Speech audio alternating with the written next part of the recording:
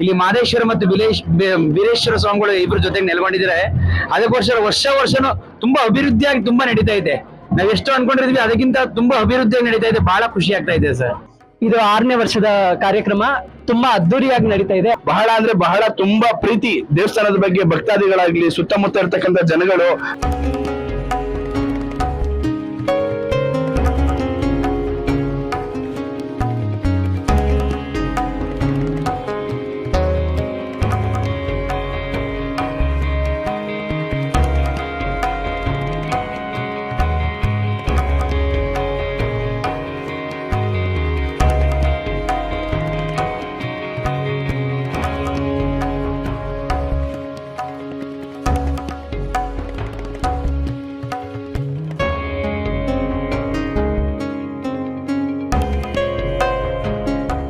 ಭಕ್ತಾದಿಗೆ ಏನ್ ಹೇಳ್ಬೇಕಂತ ನನಗೆ ಗೊತ್ತಾಗ್ತಿಲ್ಲ ಸರ್. ಅಷ್ಟೊಂದು ಭಕ್ತಾದಿಗಳಿಂದನೇ ದೇವಸ್ಥಾನ ಇಷ್ಟೊಂದು ಅಭಿವೃದ್ಧಿ ಆಗಿದೆ ಅಂತಂದ್ರೆ ಬಹಳ ಖುಷಿ ಆಗುತ್ತೆ.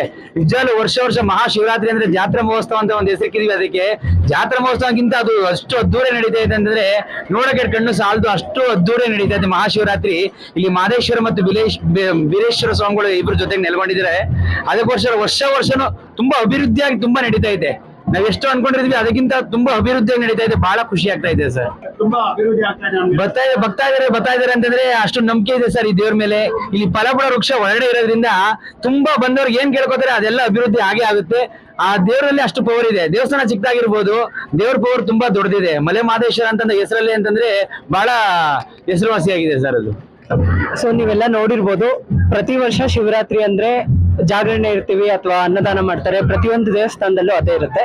ಬಟ್ ನಮ್ಮ ದೇವಸ್ಥಾನದಲ್ಲಿ ಏನು ಸ್ಪೆಷಲ್ ಅಂತ ಅಂದ್ರೆ ಪ್ರತಿ ವರ್ಷನೂ ಒಂದೊಂದು ಇನ್ಕ್ರಿಮೆಂಟ್ ಆಗ್ತಾನೆ ಹೋಗ್ತಿದೆ. ಲೈಕ್ ಪ್ರತಿ ವರ್ಷ ಆಗಿರ್ಬೋದು, ಮನಸ್ಸು ತುಂಬಾ ದೊಡ್ಡದಾಗಿರ್ಬೇಕು ಅಂತ ಹೇಳ್ತಾರೆ. ಮನೆ ಚಿಕ್ಕದಾಗಿದ್ರು ಮನಸ್ಸು ತುಂಬಾ ದೊಡ್ಡದಾಗಿರ್ಬೇಕು. ಸೊ ಒಂದು ಪುಟ್ಟ ದೇವಾಲಯದಿಂದ ಇವತ್ತು ಇಷ್ಟು ಆವರಣ ನೀವೇನ್ ನೋಡ್ತಾ ಇದ್ದೀರಾ, ಈ ಮಟ್ಟಕ್ಕೆ ಬೆಳೆದಿದ್ದೀವಿ ಅಂದ್ರೆ ಅದಕ್ಕೆ ಮುಖ್ಯ ಪಾತ್ರ ವಹಿಸಿರೋರು ನಮ್ಮ ಶಾಮಣ್ಣ ಅವರು. ಯಾಕಂತ ಅಂದ್ರೆ ಪರಮಾತ್ಮ ಕೃಪೆ ಕೊಡ್ತಿದ್ದಾನೆ, ಹಾಗೂ ಅವರು ಅದನ್ನ ಸತತವಾಗಿ ನಡ್ಸ್ಕೊಂಡು ಹೋಗಿದ್ದಾರೆ.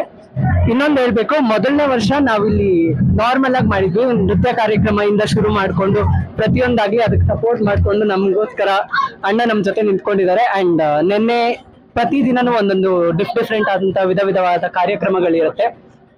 ಇದು 6ನೇ ವರ್ಷದ ಕಾರ್ಯಕ್ರಮ ತುಂಬಾ ಅದ್ದೂರಿಯಾಗಿ ನಡೀತಾ ಇದೆ. ಅಂಡ್ ಇದ್ರ ಬಗ್ಗೆ ಮಾತಾಡ್ಬೇಕಂದ್ರೆ ಇನ್ನೂ ಪದಗಳು ತುಂಬಾನೇ ಇದೆ. ಯಾಕಂದ್ರೆ ನಾವು ಚಿಕ್ಕದಾಗಿ ಏನು ಹೇಳಕ್ಕಾಗಲ್ಲ. ಯಾಕಂದ್ರೆ ಈ ದೇವಸ್ಥಾನದ ಮಹಿಮೆ ಅಷ್ಟೊಂದಿದೆ. ಅಂಡ್ ಹೇಳ್ಬೇಕಂದ್ರೆ ಪ್ರತಿ ವರ್ಷದಂಗೆ ಈ ವರ್ಷನೂ ತುಂಬಾ ಇಂಪ್ರೂವ್ ಆಗಿದೆ. ಅಂಡ್ ಬರ್ತಾ ಇನ್ನೂ ತುಂಬಾ ಚೆನ್ನಾಗಿ ಅಣ್ಣ. ಈ ವರ್ಷ ಎಷ್ಟು ಜನಸಾಗರ ಬಂದಿತ್ತು ಅದಕ್ಕಿಂತ ತುಂಬಾ ಇನ್ನೂ ಜಾಸ್ತಿ ಬರ್ತಾ ಇರ್ಲಿ. ಈ ಜಾತ್ರೆ ಹೆಂಗ್ ನಡೀತಿದೆ, ಊರ್ ಜಾತ್ರೆನೇ ಆಗ್ಲಿ ಅಂತ ನಾನು ಕೇಳ್ಕೊಂತೀನಿ. So thank you. ನನ್ನ ಹೆಸರು ಮಹಾದೇವ್ ಅಂತ.